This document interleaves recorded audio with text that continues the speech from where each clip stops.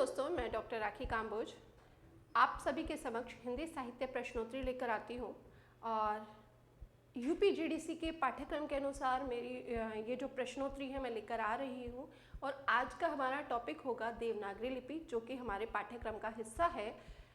उसके नामकरण, उसका उद्भव, उससे संबंधित समस्या या किस आचार्य ने क्या बात कही है अपनी पुस्तकों में, उन्हीं से संबंधित हमारे प्रश्न रहेंगे जो पाठ्यक्रम के अनुसार रहेंगे। ठीक है, आइए आज बात करते हैं देवनागरी लिपि प्रश्नावली पर।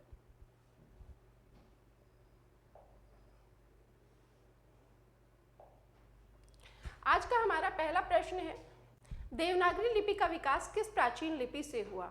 बात कर रहे हैं देवनागरी लिपि का विकास किस प्राचीन लिपि से हुआ। यहाँ शब्द लगा है प्राचीन, और प्राचीन शब्द जुड़ा है तो इसका तात्पर्य है कि प्रारंभ कहाँ से हुआ, उस लिपि की बात कर रहे हैं। तो जब हम लिपि का विकास क्रम देखते हैं तो हम जानते हैं कि लिपि का विकास क्रम ब्राह्मी लिपि से शुरू होता है। तो देवनागरी लिपि की भी प्राचीन लिपि कौन सी रही होगी, ब्राह्मी ही रही होगी। लेकिन हमें इसका विकास क्रम देख लेते हैं, क्या विकास क्रम रहा है। तो विकास क्रम पे यदि हम बात करते हैं,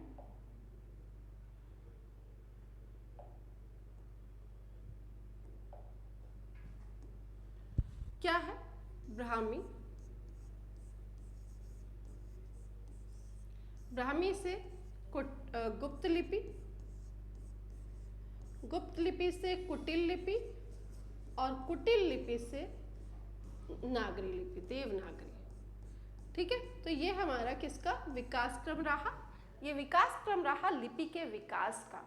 तो यहाँ पूछा देवनागरी लिपि की प्राचीन लिपि कौन सी है जिससे इसका विकास हुआ, वो है ब्राह्मी लिपि। ठीक है, कौन सी है, ब्राह्मी लिपि। देवनागरी लिपि की सबसे बड़ी वैज्ञानिक विशेषता क्या है। देवनागरी लिपि की यदि वैज्ञानिकता की बात की जाती है तो देवनागरी लिपि की वैज्ञानिकता यह है कि इसमें जो वर्ण लिखा जाता है, बोला जाता है, वही लिखा जाता है। ठीक है, यहाँ वर्ण की कोई भी साइलेंट ध्वनि नहीं है या कोई साइलेंट लेटर नहीं है। यहाँ सीधा सीधा वर्ण बोला जाता है, वही लिखा जाता है। ठीक है, तो ये इसकी वैज्ञानिक विशेषता के अंतर्गत शामिल किया जाता है, यही इसकी वैज्ञानिक विशेषता है भी। अब देख लेते हैं कि प्रश्न में विकल्प क्या है। देवनागरी लिपि की सबसे बड़ी वैज्ञानिक विशेषता, यह बहुत प्राचीन है।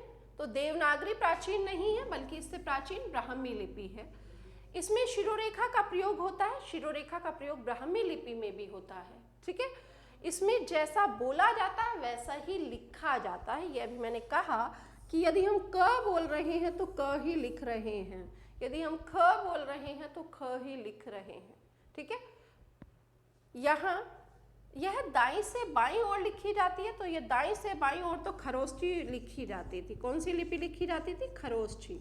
और ये हमारी क्या है, देवनागरी या ब्राह्मी लिपि लिखी जाती है बाईं से दाईं ओर। किस ओर लिखी जाती है, बाईं से दाईं ओर। ठीक है, तो यहाँ हमारा उत्तर हो जाएगा सी। उम्मीद करते हैं ये बात समझ में आई होगी। प्रश्न संख्या 3, व्यंजनों का वर्गीकरण उच्चारण के आधार पर किया गया। कंठ, तालव्य, मूर्धन्य, दंत्य, औष्ठ्य, नासिका वर्ण, कंठोष्ठ, कंठ, तालव्य, कंठोष्ठ और दंतोष्ठ, इस आधार पर किया गया है। लेकिन यहाँ प्रश्न में आपके समक्ष 3 चीजें दी गई, कंठ, तालव्य, मूर्धन्य आदि रूप में होना क्या दर्शाता है। व्यंजनों का जो वर्गीकरण किया गया, कंठ, तालव्य, मूर्धन्य, ये क्या दर्शाता है। लिपि की सुंदरता, लिपि की वैज्ञानिकता, लेखन की जटिलता या क्षेत्रीय प्रभाव। तो यदि हम लिपि की सुंदरता की बात करें तो कंठ, तालव्य, मूर्धन्य किस आधार पर प्रकट होता है, उच्चारण के आधार पर। तो लेखन से, लिपि से तो यहाँ तात्पर्य नहीं आ रहा है, तो ये तो नहीं हो सकता। फिर बात आ रही है लेखन की जटिलता। तो जटिलता उच्चारण के आधार पर नहीं, बल्कि सरलता हो जाती है कि हमें पता है कि कौन सा वर्ण कहाँ से उच्चारित हो रहा है, कब उसे लिखना है। क्षेत्रीय प्रभाव इन पर नहीं है, इन पे है लिपि की वैज्ञानिकता। क्या है कि हमारी लिपि जब हम उच्चारण कर रहे हैं तो उसे लिखने का भी एक आधार है। तो ये क्या है, किसमें शामिल है, इसका उच्चारण का वर्गीकरण, उच्चारण के आधार पर वर्गीकरण लिपि की वैज्ञानिकता के अंतर्गत शामिल है। ठीक है, अ की 12 खड़ी का प्रयोग का सुझाव किसने दिया था। अ की 12 खड़ी का सुझाव, ये जो हम स्वर लिखते हैं, अ, आ, इ, ई, ये जो हमारे स्वर हैं, इन्हीं के को जब मात्रा के आधार पर व्यक्त करने की बात आई थी तो उसे 12 खड़ी कहा गया था के नाम से। वर्ण यहाँ 11 ही हैं स्वर जो हमारे हैं, लेकिन इसे 12 खड़ी कहा गया इस रूप में। तो उनका कहना था कि इसे इस रूप में यानी कि इनके साथ अक्षर ना लिखे जाएं बल्कि इन्हें मात्रात्मक रूप से ही व्यक्त किया जाए। तो ये सुझाव दिया किसने था? अ की 12 खड़ी का। ठीक है, ये पूछ रहा है। ये दिया था महात्मा गांधी, काका कालेलकर, सावरकर बंधु, आचार्य नरेंद्र देव। तो जब पहली बार बात की जाती है अ की 12 खड़ी के सुझाव की, तो पहली बार सुझाव दिया था सावरकर बंधु ने। किसने दिया था? सावरकर बंधु ने। याद रखिए काका कालेलकर का नाम भी अ की 12 खड़ी से ही जुड़ा है, लेकिन सर्वप्रथम जब बात आती है और सावरकर बंधु विकल्प में है तो सावरकर बंधु ही विकल्प हमारा सही होता है। अ की 12 खड़ी का प्रयोग का सुझाव किसने दिया? तो यहाँ आ जाएगा सावरकर बंधु। ठीक। उत्तर प्रदेश सरकार द्वारा 1947 में गठित लिपि सुधार समिति के अध्यक्ष कौन थे? उत्तर प्रदेश सरकार ने 1947 में लिपि के सुधार के लिए एक समिति गठित की। कब की? 1947 में। इसके जो अध्यक्ष रहे हैं वो हैं आचार्य नरेंद्र देव।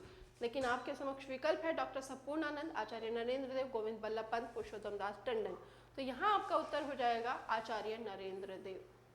ठीक है, वर्ष याद रखिएगा, 1947 की बात पूछिए।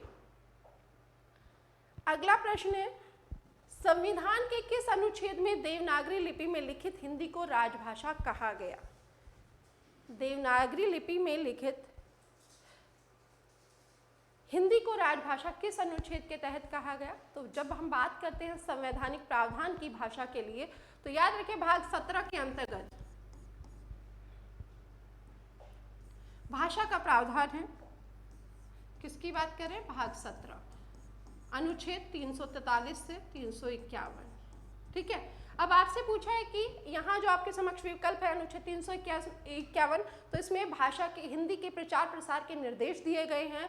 343 इसमें संघ की जो भाषा है वो हिंदी होगी, राजभाषा। ठीक है, तो किसके अंतर्गत आ जाएगा? 343। 348 में न्यायालयों से संबंधित हाईकोर्ट सुप्रीम कोर्ट की भाषा क्या रहेगी, इसका प्रावधान किया गया है। ठीक है, 340 इसके अंतर्गत भाषा के अंतर्गत आता ही नहीं है। ख को र व न पढ़ा जाए, इसके लिए सुधार का सुझाव किसने दिया था? ख को र और व न पढ़ा जाए, इसका सुझाव किसने दिया था?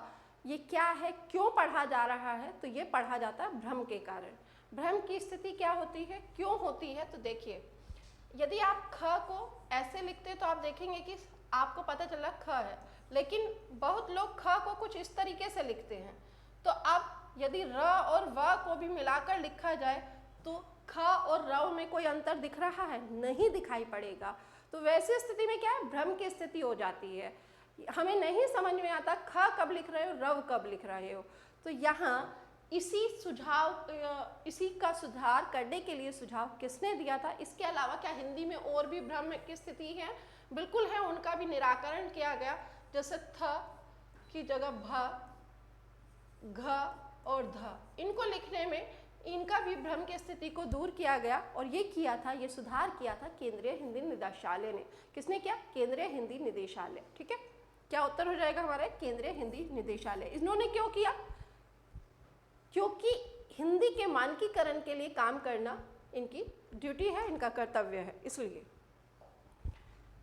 देवनागरी लिपि के विकास का सही अनुक्रम पहले प्रश्न में स्पष्ट कर चुकी हूँ। अभी इसका उत्तर आसानी से आप दे सकते हैं कि देवनागरी लिपि के विकास का क्रम रहा है ब्राह्मी लिपि, गुप्त लिपि, कुटिल लिपि और कुटिल से नागरी लिपि यानी देवनागरी। ठीक है, तो क्या हो जाएगा? ब्राह्मी, गुप्त लिपि, कुटिल लिपि और देवनागरी। अगला प्रश्न है, देवनागरी में शिरोरेखा का मुख्य कार्य क्या है?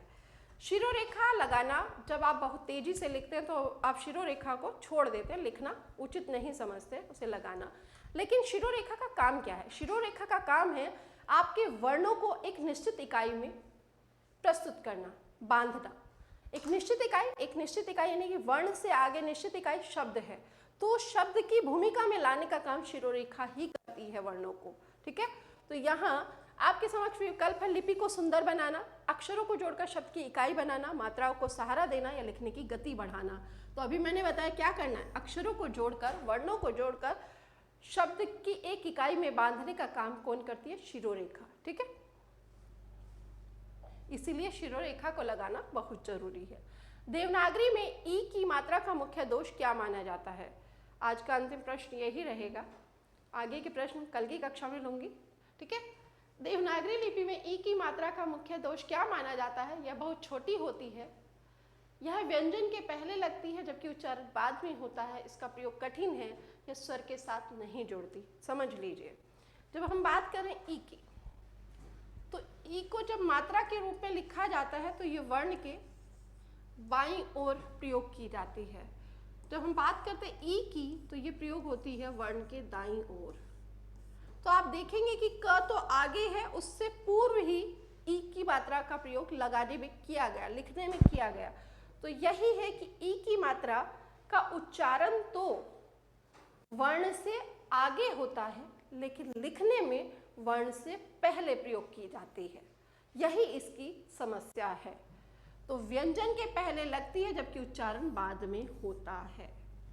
ठीक है, तो यही आज की मेरी प्रश्नावली को यही विराम देंगे, क्योंकि मैं इससे पहले 20 प्रश्नों की वीडियो रिकॉर्ड कर चुकी थी और उस पर माइक ऑन करना भूल गई और मैं पढ़ाए जा रही हूँ। अंत में देखा कि माइक ऑन नहीं है, तो अब आगे के जो प्रश्न बचे वो कल की कक्षा में लेते हैं।